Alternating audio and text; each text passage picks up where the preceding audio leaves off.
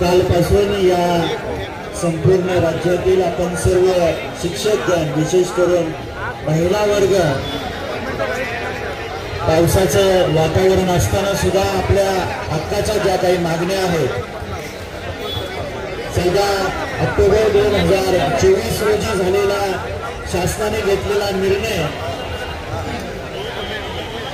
आणि त्या निर्णयाचे मागच्या 9 महिन्यापासून त्याचं पालन झालेलं नाही। अनेक शिक्षकांचे अडचणी सरकारने समजून घेतलेल्या नाही आणि अशा कठीण परिस्थितीमध्ये आपण या ठिकाणी मोठ्या संख्येनं आपले हक्क शासनाकडे मागण्यासाठी उपस्थित राहिला। मी सांगोला मतदारसंघाचा शेतकरी कामगार पक्षाचा लोकप्रतिनिधी आपल्या या आंदोलनाला पाठिंबा देण्यासाठी या ठिकाणी उपस्थित राहिलेलो आहे। जोपर्यंत आपल्या मागण्या